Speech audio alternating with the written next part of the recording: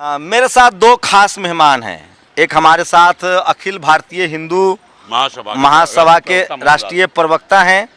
नाम एक खुद बताएंगे क्योंकि सब कुछ नाम में ही छुपा है। और एक दूसरे हमारे साथ युवा साथी हैं जो काम करते हैं। कितना पढ़े लिखे हैं भाई? बीटेक किया हूँ मैंने और अभी करंट में जॉब भी कर रहा हूँ।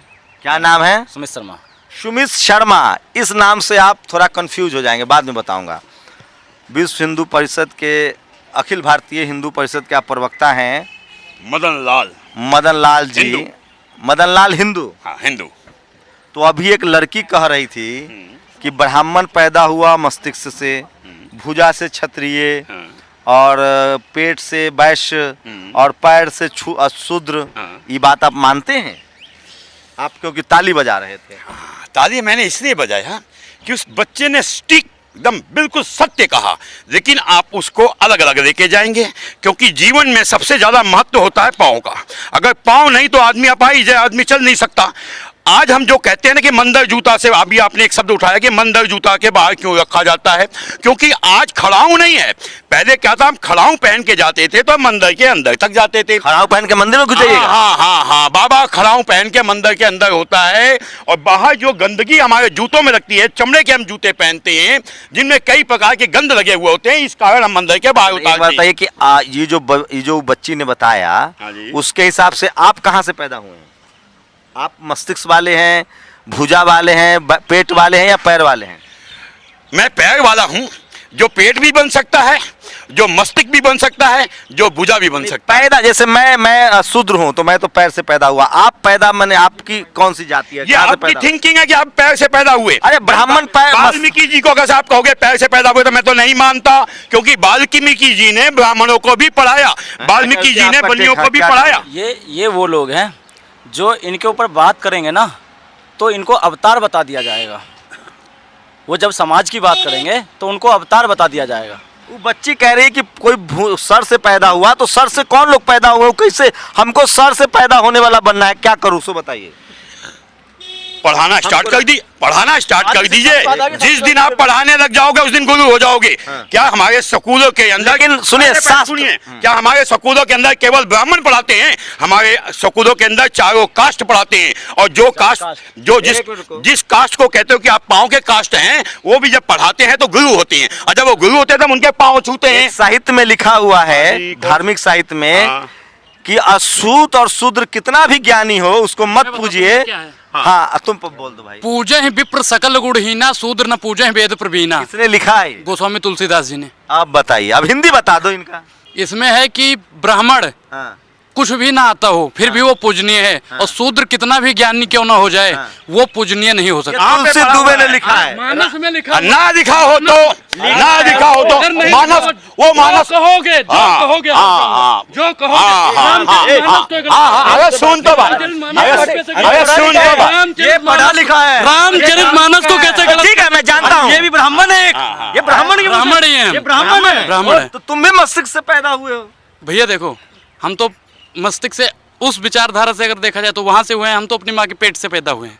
देखो, सही पॉइंट वाली बात। और उससे देखा जाए, आप बताइए, आप क्या जवाब दीजिएगा इस बालक का? अरे बच्चा सही कह रहा है कि मैं अपनी माँ से पैदा हुआ हूँ। इधर सुनिए, हाँ बोल रहा हूँ। अरे सुन भाई, अरे हाँ, मानस गलत है, वो गलत है। ऐसा है, तुलसी दुबे सिर्फ वाल्मीकि ने जो लिखा वही रामायण सही है। वाल्मीकि जी वाला सही है, सही। तुलसीदास दुबे वाला नकली है। सिर्फ और सिर्फ नकली है। मैं बता, सिर्फ और सिर्फ रामचरित मानस सही है। रामायण का पूरे हिंदी नहीं। वाल्मीकि जी वाला रामायण सही है। हम उसको सही है, पेरियार वाला रामायण मानते हैं। सही है, ठीक है, लेकिन पेरियार वाला मानते हैं। लेकिन रामचरित मानस 100% सही है। क्या कहा है तुलसीदास दुबे ने? बताओ एक बार। पूजे ही विप्र सकल गुणहीना, शूद्र न पूजे ही वेद प्रवीणा। इसका हिंदी में बता दो। भैया, ब्राह्मण पूजनीय है कुछ भी ना आता हो, और शूद्र कितना भी बड़ा ज्ञानी क्यों ना हो जाए वो पूजनीय नहीं है। शूद्र वाला भी सुना दो जरा। हाँ, ढोल गंवार शूद्र पशु नारी सकल ताड़ना के अधिकारी। ताड़ना एक अवधि का शब्द है, उसका मतलब आप जानते हैं। हमारे यूपी और बिहार में कहते हैं ताड़ रहा हूं बाबा को बहुत दिन से। रामचरितमानस को गलत कह रहे हैं, ये ताड़ना है। तुलसीदास जी पीटना नहीं कह रहे हैं, ठीक है। अब तुलसीदास के समर्थक हैं। देखिए देखिए जी, जो विजेता होता है उसका इतिहास लिखा जाता है। तो जब विजेता इस्लाम बन के आया और तो आप जब मानते हो तुलसीदास को, तो ये भी तो धर्म से ही लिया गया है कि कोई मस्तिष्क से पैदा हुआ, कोई भुजा से तो पैदा हम हुआ। क्या कह रहे हैं, तो हम वही तो कह रहे हैं भैया। ब्राह्मण जो स्वरप्रिय पहला ब्राह्मण आया था वो उनके मस्तिष्क से ही आया था, हम मानते हैं। तो हम लोग उसमें हो सकते हैं कि नहीं, हमको मस्तिष्क वाले कैटेगरी में जा सकते हैं कि नहीं? आ सकते हो, बिल्कुल। कर्म करो, कर्म करो। क्या करना? कर्म करो पर ध्यान रहे पथ छूटे ना, और इतनी देवो हवा की ये गुब्बारा फूटे ना। जो घमंड का गुब्बारा हो गया है ना किसी ब्राह्मण, वो फूटना नहीं चाहिए। इसको घमंड हो गया है भैया, ब्राह्मण को नहीं, ब्राह्मण को घमंड हो ही नहीं सकता। मैं हकीकत पे जाऊंगा। ये भारत संविधान से चलता है, भारत धर्म से नहीं चल रहा है। सुनिए भाई, इधर सुने। ये देखिए ये क्या कहे, ब्राह्मण तो पैदा ही घमंड के साथ हुआ। मैं ब्राह्मण हूँ, मैं ब्राह्मण हूँ। कैसे कह सकते हैं कि ब्राह्मण घमंड से पैदा ब्राह्मण हुआ है? घमंड से पैदा हुआ है। ये किस ग्रंथ में लिखा है? किस ग्रंथ में लिखा हुआ ये बताइए। आराम से बोलो। झूठ बोलेगा आदमी, हम मान लेंगे। गलत ब्राह्मण श्रेष्ठ है। ब्राह्मण स्वप्रिय श्रेष्ठ है, कौन सा है और ब्राह्मण? सबसे पूजनीय ब्राह्मण हो ही नहीं ब्राह्मण सकता है। आदमी। ब्राह्मण का जो घमंड है ना, एक ब्राह्मण का जो घमंड है ना, वो इसी में दिखाई देता है कि वो इंसान को इंसान नहीं, जाति वंश उसमें बांटता है। आप जैसे नकली ब्राह्मण बना दिया, आप जैसे नकली ब्राह्मण ने राजा आधार भाई साहब कितना एजुकेशन है, कितना एजुकेशन है मुझे आदमी झूठा है। आप क्वालिफिकेशन बताइए। मैं तो मैम आराम से MBA हूँ। MBA मैं MBA तो हूँ। आप बताइए क्वालिफिकेशन। मैं भी BA कर रहा हूँ। BA का आप बताइए। अनपढ़ अंगूठा टेक। कैसे बता देंगे? बताइए सर, क्या नाम है सर? राजीव शर्मा। तो आप जाति पाति नहीं मानते हैं? मैं ब्राह्मण वंश में पैदा हूँ और जातिवादी में बिल्कुल विश्वास नहीं करता, क्योंकि मैं उस फिर परमात्मा आप कैसे ब्राह्मण मैं हो? उस परमात्मा को जानता हूँ। जब कोई नीचा नहीं होगा तो कोई ऊंचा कैसे होगा? जब कोई घुटने पर नहीं बैठेगा तो कोई लंबा कैसे ये होगा? व्यवस्था इंसानों की बनाई हुई है, इसलिए उसमें मैं विश्वास नहीं करता। जो परमात्मा का बनाया हुआ है उसके बनाए हुए आदमियों में भेदभाव दिखा दो आप मेरे को ऐसे दिखा दो। हम लोग तो बायोलॉजिकल बर्थ हैं, अपने माता पिता की वजह से। हमें कोई परमात्मा ने नहीं बनाया। I am biological born, my parents, मेरे माता पिता की वजह से हम पैदा हुए। इसमें परमात्मा कहाँ से आ गए? परमात्मा यहाँ से आ गया कि जो भी सारी सृष्टि जो रची हुई है, जितनी रचना है, वो किसी ने तो बनाई है ना। मानते हैं, सभी मानते हैं इस बात को, परमात्मा ने बनाई है। इसमें तो चार्ल्स डार्विन का सिद्धांत भी है। इसमें वो तो सिद्धांत तो इंसानों के सिद्धांत अलग है ना। वो इंसान 36 तरह के सिद्धांत बना सकते हैं, लेकिन जो परमात्मा ने बनाकर सबको भेजा, सबको एक जैसा, सब ब्राह्मण श्रेष्ठ है, आप नहीं मानते हैं? नहीं मानता हूँ मैं भैया सुनो, जो ब्राह्मण को श्रेष्ठ नहीं मानता मैं उसे मानता ही नहीं। मैं उसे ही नहीं मानता जो ब्राह्मण को श्रेष्ठ नहीं मानता। तरह के लोग हैं, वो तो सभी तरह के लोग हैं। वो श्रेष्ठ है। जो मंदिर में बैठ के पूजा इधर कर आ रहा है जाओ। वो श्रेष्ठ है। हाँ? चाहे वाल्मीकि है चाहे वो कोई भी है, जो मंदिर में बैठ के पूजा कर रहा है, जिन्होंने शिक्षा ली है इसकी मंदिर में बैठने- डॉक्टर अंबेडकर की एक कोट है कि मंदिरों में सबसे ज्यादा अनपढ़ लोग पुजारी का काम कर रहे हैं। वो तो उनके डिपेंड करता है ना कि आप किसको ट्रस्ट को दे रहे हो कि यहाँ से मंदिर से अब निकल हम के लोग अपने मुद्दे पर आएंगे। एक बात बताइए कि ये तो बड़ा फंस गया मामला धार्मिक वजह से। एक बात बताइए कि ये लड़का जो कह रहा है कि शूद्र और अछूत को कितना भी पढ़ा लिखा हो नहीं पूजना चाहिए, तो ये बात में तो ये तो तुलसी दुबे लिख के गए हैं। आप इसको मानिए। आप कैसे हिंदू हैं? क्या ब्राह्मण हिंदू होने का मतलब इस नियम को मानना पड़ेगा ना? भैया देखो, जब मानस कहती है तो मानस गलत नहीं ना कहती है। मानस जो कहेगी सही ही कहेगी। कोई शूद्र है या अछूत है, वो कितना भी पढ़ लिख ले, लेकिन उसकी वो पूजा नहीं ब्राह्मण- होनी। हाँ, वो पूजनीय नहीं हो सकता।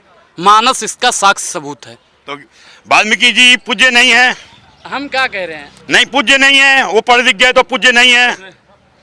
मैं कहने के देखिए जी, ब्राह्मण है मस्तक जो हमेशा सदैव ज्ञान देता है। जो ज्ञान देता है वो ब्राह्मण है, चाहे वो किसी भी कास्ट अरे का हो। ब्राह्मण का नेटा गिरे, नाक से गंदा रहे, उसके बाद भी वो पूजनीय है। नहीं नहीं नहीं नहीं नहीं नहीं नहीं नहीं। ब्राह्मण भैया मैं क्या कह रहा हूँ, हर ब्राह्मण योनि से पैदा हो गया वो श्रेष्ठ है। वो श्रेष्ठ है, वो श्रेष्ठ है। भैया देखो, आप कैसे हिंदू धर्म के मानने वाले हैं? आप तो एकदम टुकड़े टुकड़े गैंग के सदस्य हैं। हाँ, टुकड़े टुकड़े विचारधारा आपकी जो दिखाई दे रही है ना, मैं अच्छी तरह समझ रहा हूँ। क्योंकि आपके पिताजी ने जब आपको पैदा किया ना, तो वो हिंदुत्व धर्म में थे। उन्हें लगा कि मेरा बेटा एक दिन बहुत महान बनेगा, उन्होंने आपको शिव का नाम दे दिया। लेकिन आपने उस शिव के नाम को मलिन करते हुए चंद पैसों के लिए दूसरों की गोद में खेलते हुए और अपने धर्म के ऊपर आक्षेप, सवाल या निशान खड़ा करने लग गए। मैं आपसे एक बात कहता हूं, मैं तो धर्म के पक्ष में बोल रहा हूँ, ये लड़का जो कह रहा है। नहीं, ब्राह्मण क्या होता है? जो ज्ञान देता है। ज्ञान, हम लोग जाति पर नहीं था। मेरी बात सुनिए, पूरी बात। जो ब्राह्मण कौन होता है? जो ज्ञान देता है। स्कूल में जो SC ST पढ़ाने स्कूल में टीचर बन जाते हैं तो ब्राह्मण मेरा एक सवाल है, मैं एक बेवकूफ बच्चा हूँ, मेरे मन में सवाल है कि ज्ञान जाति की वजह से होता है या जो पहले स्कूल गया उसको ज्ञान हो जाएगा? जो ज्ञान स्कूल से नहीं मिलता, ज्ञान तो आपके बाप से मिल सकता है, पति से मिलता है, घर से। अरे तो ये कहिए ना कि पंडित जी लोगों ने रिजर्वेशन करा रखा था कि स्कूल हम ही जाएंगे, इसलिए आप होशियार हो गए। किसने कहा? आप रिजर्वेशन करवा रखे थे कि स्कूल हम जाएंगे, कोई और नहीं जाएगा। जिस क्लास के अंदर भगवान राम पढ़ते थे उसी में केवट पढ़ता था, उसी में शंभुक का वध क्यों, शंभुक का वध क्यों हुआ? शंभुक का वध क्यों हुआ? क्योंकि वो दूसरे देश का था, अगर से पाकिस्तान। अच्छा, शंभुक विदेशी था? मैं बताता हूँ, पहले बताता हूँ। ओ भाई साहब, अंगूठा काटा। अच्छा, कर्ण कौन था? कर्ण कौन था? कर्ण विदेशी था। कर्ण भी विदेशी था? कैसे विदेशी था? अच्छा, एकलव्य कौन था? पहले विदेशी कैसे? अरे एकलव्य कौन था? विदेशी कैसे था? पांचाल नरेश का राज्य अलग था। एकलव्य कौन था? अरे पहले सुनिए तो, एकलव्य विदेशी था उस हिसाब से, जैसे छोटे छोटे रजवाड़े थे। ये धर्म के ज्ञाता है, एकलव्य विदेशी था। इस बात को पहले गीता के बारे में जानकारी, मानस का नहीं भाई, ये वाल्मीकि रामायण में है। हमने क्या कहा? सिर्फ और सिर्फ तुलसीदास जी का ही पढ़ा है। सबसे होशियार है भाई साहब। रामायण में बहुत घालमेल है। वाल्मीकि रामायण को बहुत काट छाट कर तुलसी दुबे ने तुलसी रामायण में जो रामचरितमानस किया है, वाल्मीकि रामायण के बहुत सारे पोर्शंस को हटाए गए हैं, क्योंकि भगवान वाल्मीकि ने तमाम सवाल पूछे हैं भगवान राम से, सीता जी, माता सीता को लेकर, लव कुश को लेकर। ना इन्होंने पढ़ी ना इन्होंने पढ़ी। अच्छा, एक बताइए, एक बात दोस्त, ब्राह्मण इसलिए होशियार है कि स्कूल जाने का रिजर्वेशन था, या जो स्कूल जाएगा वो आज बाबा साहब स्कूल गए, सबसे विद्वान हो गए, तो फिर इसमें मस्तिष्क से पैदा होने की कौन सी बात? जो स्कूल जाएगा विद्वान हो जाएगा, वो तो मैं भी मानता हूं। इसका मतलब मानते हो ना कि ब्राह्मण ने रिजर्वेशन करवा रखा था कि सिर्फ हम ही स्कूल जाएंगे? रिजर्वेशन नहीं था हमारे देश में। वो लोगों की घटिया मानसिकता थी, भेजते नहीं थे और दोस्त ब्राह्मणों को दे देते थे। अच्छा, ये भाई मुझे भी थोड़ा कह रहा है घटिया मानसिकता थे तुम्हारे बाप दादा का। मुझे थोड़ा हमारे बाप दादा का घटिया मानसिकता नहीं था, वो लोग को पढ़ने नहीं दिया गया। बोलने का मौका दीजिए। इन्होंने कहा कि आरक्षण नहीं था। जिन लोगों ने 3000 साल तक आरक्षण का फायदा उठा रहे थे, उन लोगों को कोई दर्द नहीं होता था क्या? आज आज़ादी, भारत के आज़ादी के बाद जब संविधान लागू हुआ, उसके बाद जब आरक्षण लागू हुआ, तो कुछ लोग कॉलेजों के अंदर प्रोफेसर बनना स्टार्ट हो गए। कुछ लोग तो आरक्षण का समर्थक आप हो? 3000 अगर समानता का अधिकार भारत में है तो आरक्षण खत्म हो जाना चाहिए। आरक्षण किसका आरक्षण खत्म हो जाएगा? सबका, ना हिंदू तो अभी ना मुसलमान को, ना सिख को, ना ईसाई को। अभी जो आरक्षण का आधार पता है संविधान में क्या है? क्या है भैया? देखो 10 साल के लिए। एक मिनट सर, जैसे आप रामचरितमानस की ज्ञाता है ना, हम आरक्षण पढ़े हैं। ज्ञाता नहीं है, हम नहीं कह सकते। पढ़े हैं ना? पढ़े हैं। तो हम भी आरक्षण, रिजर्वेशन, कॉन्स्टिट्यूशन पढ़े हैं। हम जैसे आज के समय के बच्चा है तो हम कॉन्स्टिट्यूशन पढ़े हैं। कॉन्स्टिट्यूशन में संविधान आरक्षण का क्या प्रावधान है? बेस क्या है? आरक्षण नहीं, इनकी सुन लो पहले भैया। नहीं, आरक्षण का बेस क्या है? कॉन्स्टिट्यूशन में जिनको आरक्षण मिला उसका बेस क्या है? जो अल्पसंख्यक है, वही जो अल्पसंख्यक आगे बढ़ाने का। बस नहीं सर, अपने कारण बस। सुनिए गया है। सुनिए, आज भी बहुत सारे ब्राह्मण सफाई कर्मचारी में काम कर रहे हैं, तो उनके कर्म हैं, उनके वो कर्म है। जो सफाई कर्मचारी उसका कर्म है। हाँ, वो कर्म है, अपने कर्म से है। हाँ, ब्राह्मण, उसने पढ़ाई नहीं लिखा, मेहनत की नहीं। अब वो कहता कि मुझे तो यही नौकरी मिलेगा, तो जो जिस लायक होगा उसी लायक उसको राज्य दिया जाता है। अभी इन्होंने एक शब्द कहा, अभी इन्होंने लाइक कहाँ से होता है? लाइक कहाँ से होता है? शिक्षा से तो मानोगे? शिक्षा वो शेरनी का दूध है, जो पिएगा उतना दहाड़ेगा। और ये अम्बेडकर का भी कथन है, सबका कथन है, जो शिक्षावादी लोग हैं। बाबा साहब ने, वही अम्बेडकर की बात कर रहा हूँ मैं। आप कह रहे थे आरक्षण की बात कर रहे थे कि आरक्षण लागू ही नहीं है। भैया 3000 साल तक एक ही ब्राह्मण एक ही मंदिर में बैठता था, एक ही प्रोफेसर और एक ही कॉलेज, हर चीज में जहां भी जाता था, जितने आश्रम थे उसमें एक ही जाति के लोग, हर जगह एक ही जाति। आज भी वही जज है, आरएसएस जज। वही तो बता रहा हूँ, कॉलेज के अंदर प्रोफेसर की पद खाली है और टेम्पररी बेस पे बैठे हुए हैं। आप लोग बेईमानी से सब जगह कब्जा किए होंगे। राम मनोहर लोहिया 100 में 90 कहते थे, 100 में 90 कहते थे। आज आपको हकीकत नहीं पता चला पिछले 2 साल में क्या हुआ? 10%। सुन तो लो, जिनकी पॉपुलेशन 10% है उनको तो आपने पूरे 100% के साथ 10% आरक्षण दे दिया, और जिनकी पॉपुलेशन 90% है और आप 27% आरक्षण देने से भी कतराते हैं। ब्राह्मणों को भी आरक्षण अरे मैं आपको समझाना चाहता हूं, राजा के साथ अत्याचार हो जाए तो उससे अपाहिज राजा नहीं होता।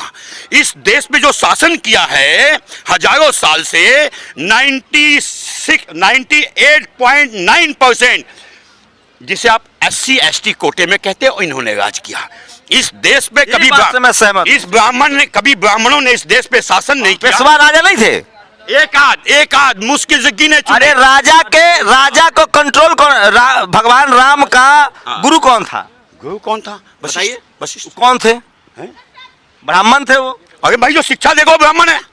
तो राजा कंट्रोल कौन करता? राजकाज चलाता राजा है, लेकिन उसको ज्ञान कौन देता है? अब बताइए। वो हम तो अभी फिल्म देखे हैं, बाजीराव मस्तानी फिल्म देखे हैं, उसमें जो राजा है, राजपूत राजा, छुरा चला देता है तो वो मुगल राजा को ले आता है कब्जा करने के।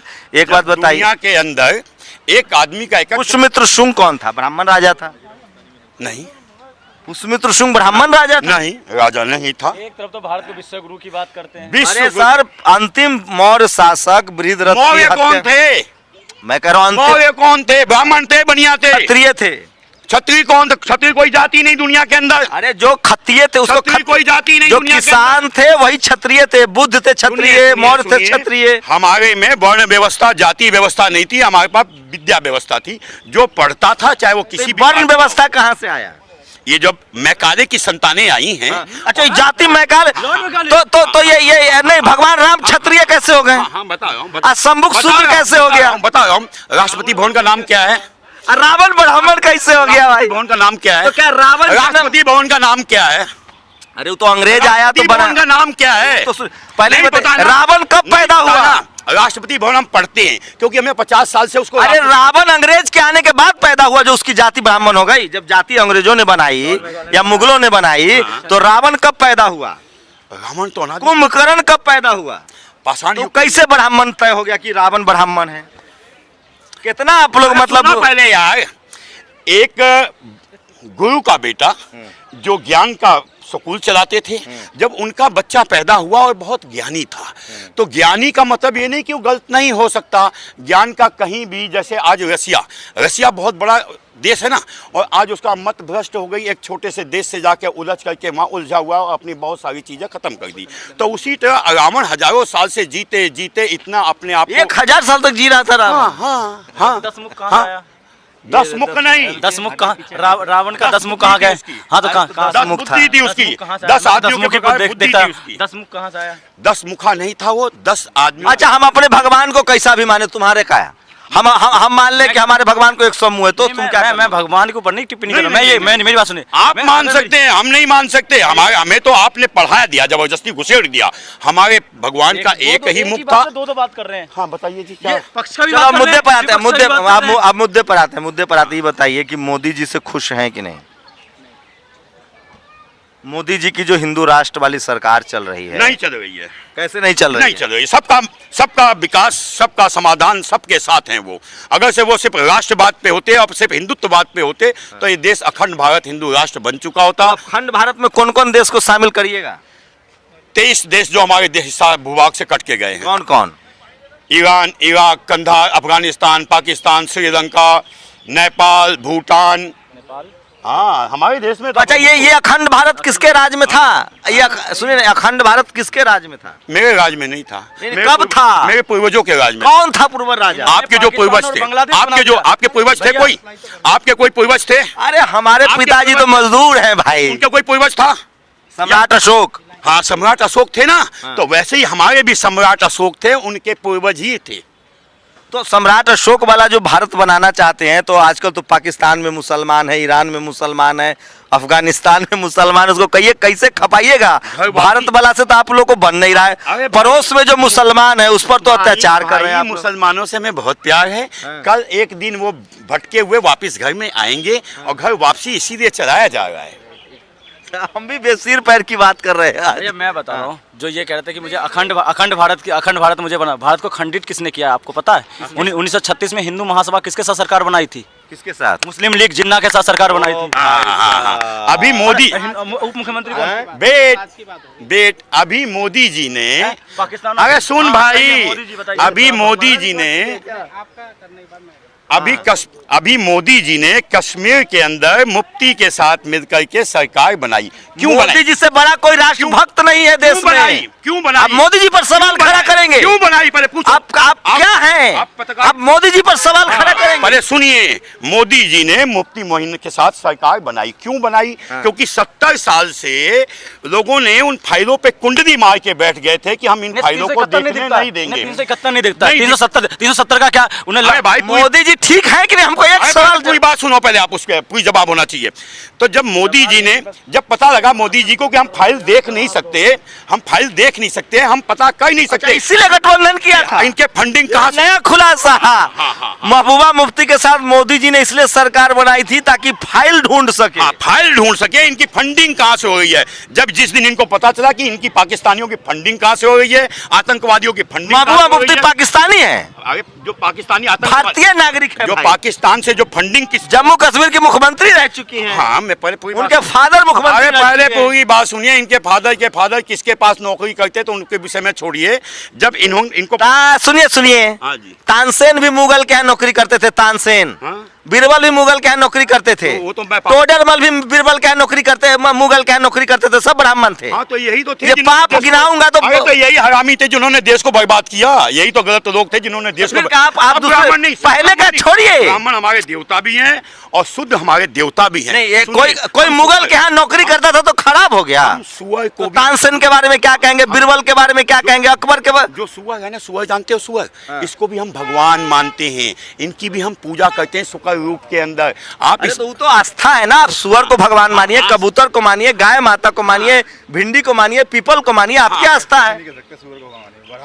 बड़ा अवतार। अरे यही बोल रहे हैं भाई, हम थोड़ी बोल रहे हैं भाई। ये बोल रहे हैं। आप क्या बात कर रहे हैं? इन्होंने बोला है सुअर। सुनो, पूछो। वो भी हमारे बड़ा अवतार हैं। हाँ, ठीक तो है। दुनिया में सुनिए, आप शुद्ध की बात कहते हो, और शुद्ध तो हमारे पूजनीय है। जब हम बड़ा को भगवान मानते हैं तो जो गंदगी साफ कर रहा है उसे हम भगवान क्यों नहीं मानेंगे?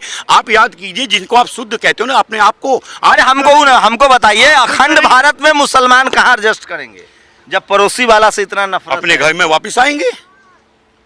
अरे भाई, हमारे घर से निकल के गए चंद दिनों के लिए, जब उनका मन बदलेगा वापस आएंगे। तो ईरान अफगानिस्तान पर कब्जा हो जाएगा। कब्जा क्यों हो जाएगा? वो वापिस हिंदू बन जाएंगे। अरे भाई देखो, दो विचारधारा। यहाँ तो बात हो रही कि दो बच्चा पर रोक लगे, आप हिंदुओं की आबादी कितना बढ़ा देंगे? हिंदू से मुसलमान कहाँ बना? ये मुसलमान कहाँ से आए हैं? हिंदू से तो मुसलमान बना ही नहीं। कहाँ से आए हैं मुसलमान? कहाँ से? तो अरब से आए, जहाँ से आप आए। कहाँ से आए? अरे जहाँ से आप आए, आप जहाँ से आए हो। हम तो ब्राह्मण जहाँ से आया है। कहाँ से आए ब्राह्मण? मुसलमान भी वहीं से आया, माँ के पेट से। मुसलमान आसमान से बरसात हुई क्या? मुसलमान आए थे और बीबी को लेके नहीं आए थे। बीबी को लेके नहीं आए थे। से आप आए हो, मिस्र से निकल करके यहाँ आए हो। यहाँ पर कब्जा बनाया, आपने द्रिवड़ों की कन्याओं पर कब्जा किया। कोई एक भी कन्या अपने साथ? ये ब्राह्मण नहीं है भाई। गए थे साथ। राम के समय में जिस तरह की बात आप कर रहे हो, कोई अरे आप साथ नहीं ले गए। सुनो जी, आपने किया। सुनो जी, ब्राह्मण, ये जवाब दीजिए। इन्हीं का जवाब दे रहा हूँ। अरे ब्राह्मण जब महाभारत काल हुआ तो ब्राह्मण यहाँ थे, जब राम काल हुआ तो ब्राह्मण यहाँ थे, जब शिव काल आया तो ब्राह्मण यहाँ थे। हमें इन्हें क्या हुआ, भड़का दिया गया कि हम विदेश आए हैं। लेकिन मोहनजोदड़ो, हड़प्पा या भारत की जो सभ्यताएं, घनानंद, ये सब लोग कहते हैं कि यहाँ पहले मौर्यों का मौर्य थे। काल में यहाँ ब्राह्मण थे नहीं थे? 1,32,000 साल पहले थे ना। अखंड भारत सम्राट अशोक महान के वक्त में था। और आज किसी के दादा की औकात नहीं है, आज किसी के दादे की औकात नहीं है वो अखंड भारत बना दे। अरे औकात को छोड़ भाई, मोदी जी बनाएंगे। किसी की नहीं है, मोदी की बनाएंगे। मोदी की भी औकात नहीं है कि वो अखंड भारत बना दे। आज वो किसी की नहीं है। पाकिस्तान पर कब्जा हिंदुस्तानी की औकात है ना विदेशी की औकात है कि अखंड भारत बना दे।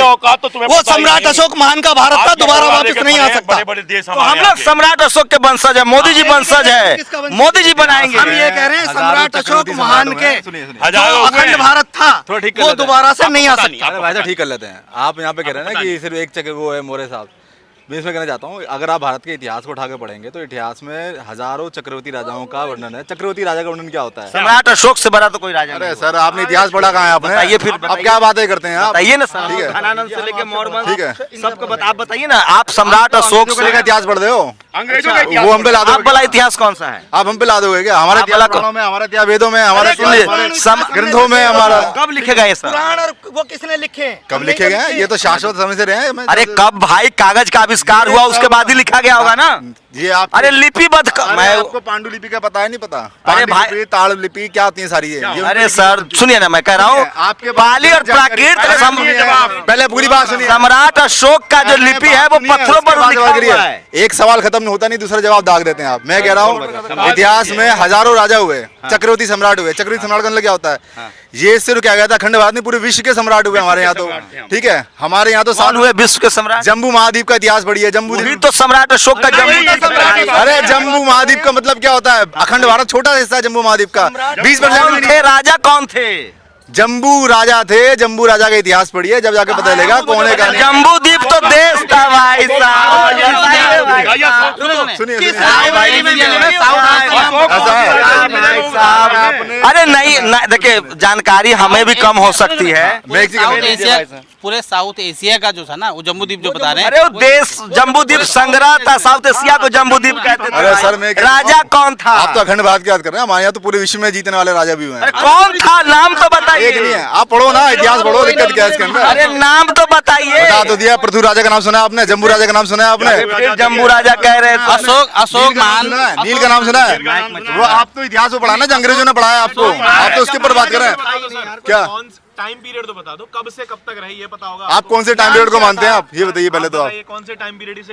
अरे विक्रम संवत बता दो या अंग्रेजी वाला बता दो, पूरा ड्रेस अंग्रेजी के पहने हो वही बता। बात चल रही है, युगों की बात चल रही है, सतयुग की बात चल रही है। ठीक है, यहाँ तो त्रेता की बात चल रही है, यहाँ तो द्वापर की बात। सतयुग की बात कलम युग में चल रही है। आज कलम युग है, सब लिखा पढ़ा है। कहने की बात है, बेकार की बात है। आज कलम युग है भाई, सब बेकार की बात है। कोई सबके हाथ में कलम है, सब स्कूल कॉलेज जा सकता है। झूठ बोलने वाले को सब ये कलयुग है, ये कलम युग है। कोई कलम युग नहीं है। बताइए, कलयुग कह रहे हैं तो कलम युग है। था, कलम युग को नकार दिया। बाबा साहब ने कहा है 21वीं सदी कलम की युग है। कलम युग हमें बाबा साहब ने कहा है 21वीं सदी कलम का युग है। कलम हर युग में चलिए, हर युग कलम युग था। पहले सुनिए, सुनिए मेरी बात, आप पूरी बात सुनिए, पूरी बात नहीं सुनते आप। ये तो दिक्कत है, आप आधी बात का आधा मतलब निकालते हैं। जम्बू द्वीप को राजा कह रहे हैं। जम्बू राजा हुए हैं, क्या बात कर रहे हैं? आपको इतिहास पता नहीं है, आप बात करते हैं आप इतिहास की। आप ठीक है, आपको पता नहीं क्या सतयुग बता तो दिया भाई। तुम वेदों की क्या मानते हो? 182 BC के बाद भाई साहब बात सुनिए, आप इतिहास पढ़ो। काम में आना शुरू हुआ ना।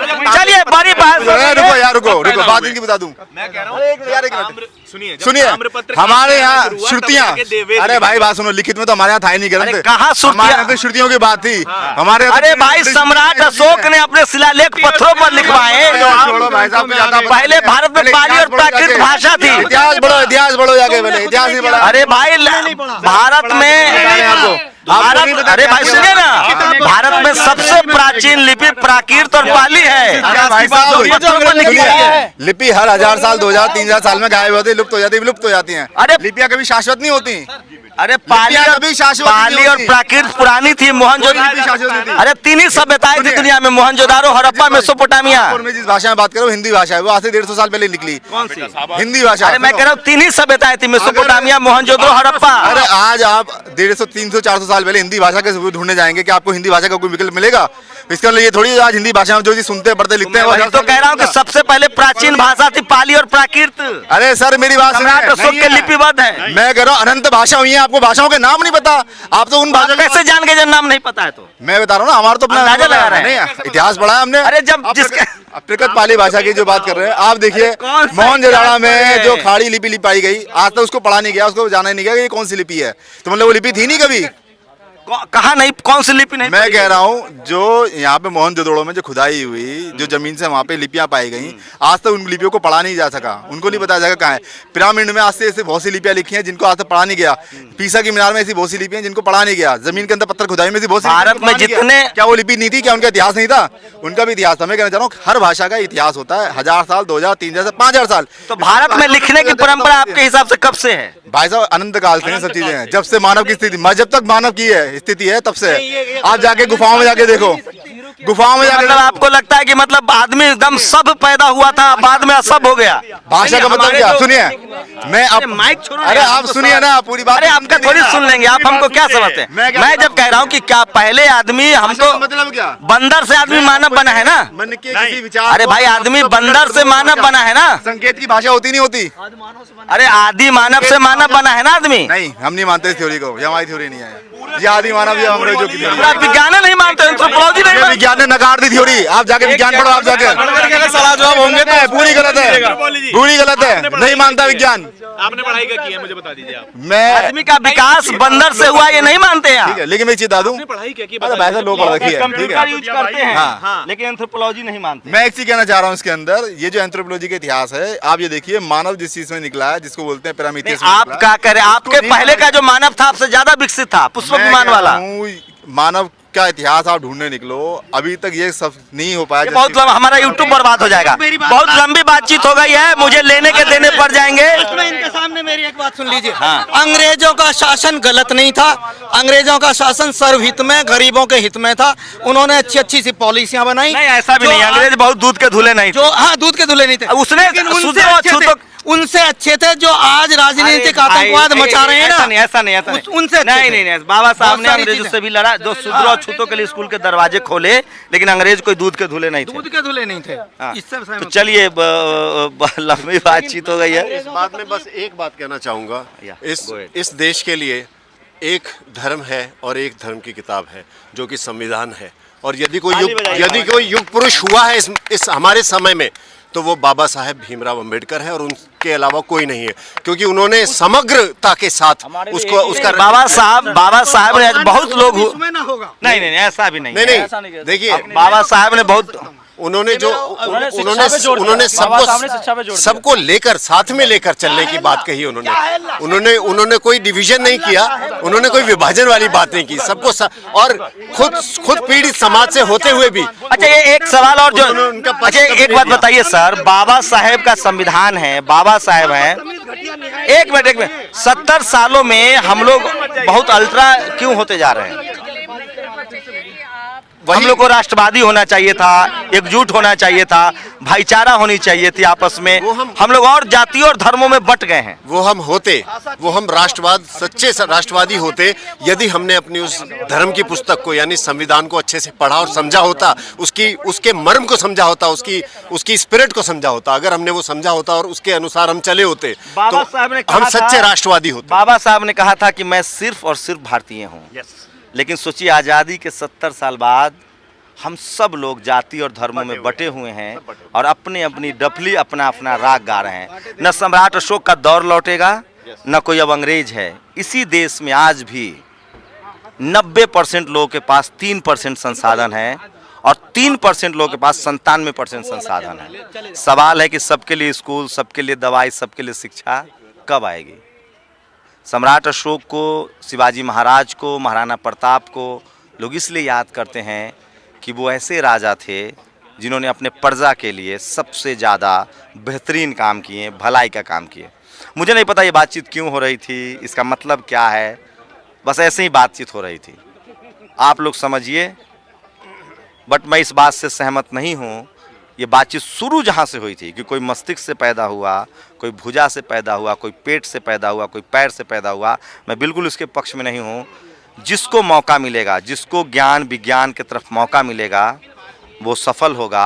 और इस देश में जाति की वजह से बहुत लोगों के साथ भेदभाव हुआ है, वो खत्म होना चाहिए। और वो आपका संविधान इसको कहता है कि सबको बराबरी का अधिकार मिले। और इसलिए जो लोग यूनिफॉर्म सिविल कोड चाहते हैं, उससे यही लोग की समस्याएं हैं कि महिलाओं के जो अधिकार हैं, आदिवासियों के जो अधिकार हैं, दलितों के जो अधिकार हैं, उसका क्या? एक प्लस पॉइंट भी है कि अगर यूनिफॉर्म सिविल कोड आता है तो महिलाओं में जो कुछ महिलाएं हैं, कुछ प्रथाएं ऐसी हैं जिनमें कम उम्र में शादी कर दी जाती है, वो खत्म हो सकता है। उसके ये भी पक्ष है। यूनिफॉर्म सिविल कोड में कुछ लोगों को 2 शादी करने का अधिकार है, 4 शादी करने का अधिकार है, वो खत्म हो सकता है। यूनिफॉर्म सिविल कोड आता है, लेकिन यूनिफॉर्म सिविल कोड की वजह से बहुत सारी महिलाओं के अधिकार भी छिन जाएंगे। पूरी बातचीत पर आप लोग अपनी प्रतिक्रिया दीजिए, लोड मत लीजिए। कैमरामैन आशीष के साथ शंभू कुमार सिंह, नेशनल दस्तक, दिल्ली। नेशनल दस्तक की आपसे गुजारिश है कि अगर इसको बचाना चाहते हैं तो नेशनल दस्तक को सब्सक्राइब करने के लिए रेड कलर के सब्सक्राइब बटन को दबाएं, फिर बेल आइकन की घंटी दबाएं। नेशनल दस्तक को बचाने के लिए बहुत जरूरी है कि हर खबर को शेयर करें, लाइक करें, कमेंट जरूर करें।